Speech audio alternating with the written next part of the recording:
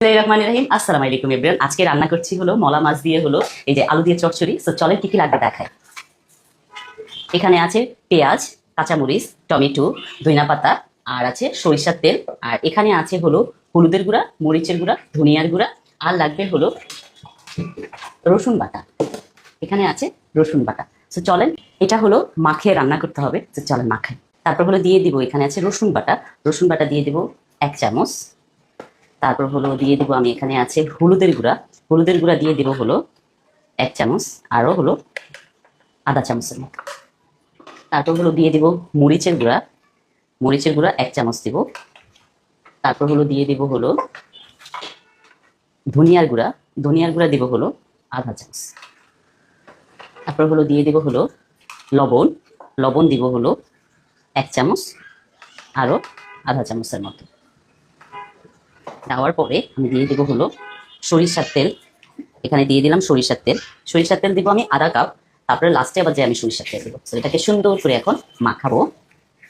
মাখানোর পরে তারপর হলো দিব আমি, এখানে আছে টমেটো। সো টমেটো দিয়ে দিব। দিয়ে টমেটো দিয়ে দিলাম। দেওয়ার পরে হলো আমি দিয়ে দেবো হলো, এখানে আছে মাছগুলো। সো এই মাছগুলো দিয়ে আগে মাখিয়ে নেব মশলার সাথে।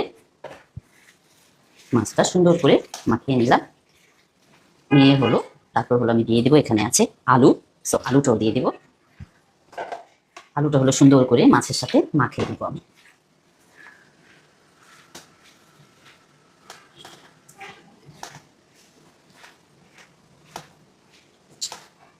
সুন্দর একটা ফ্লেভার আসতেছে।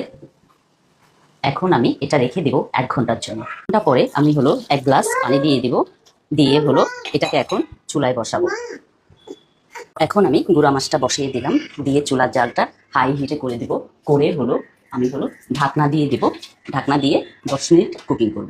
10 মিনিট পরে আমার এই যে গুঁড়া মাছটা অনেক সুন্দর কালার আসছে। এখন আমি এই কাঁচামরিচ দিব। যেহেতু আলু, কাঁচামরিচটা বেশি দিতে হবে, না হলে ইয়ে হবে না, কি বলো, ঝাল হবে না।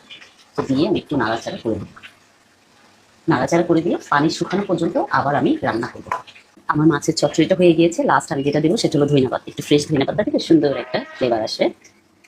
আর লাস্ট মোমেন্টে আরেকটা জিনিস আমি দিব, সেটা হলো সরিষার তেল। সরিষার তেল দিলেও সুন্দর একটা স্মেল বের হবে। এখন আমার এই মজার চচ্চড়িটা হয়ে গিয়েছে। চলেন সার্ভ করি। এখন সার্ভ করবো হলো, ওয়াও, এটা হলো আলু দিয়ে এই যে ইয়া মাছটা যে করেছিলাম, মলা মাছটা চচ্চড়ি, এটা সার্ভ করতেছি। আমার মাছগুলো একদমই ভাঙে নাই, গোটা গোটা মাছ রয়ে গেছে। আর হলো মাছ রান্না করলে, গুঁড়া মাছ রান্না করলে যেরকম একটা ইয়ে চলে আসে, আপনার কি বলে, কাটা কাটা ভাব আসে, ওটাও আসে নাই। সে খুবই সুন্দর হয়েছে। যার রেসিপিটা আপনারা চাইলে বাসায় বানিয়ে ফেলতে পারবেন। Thank you so much for watching my video. Bye bye, আল্লাহ হাফেজ।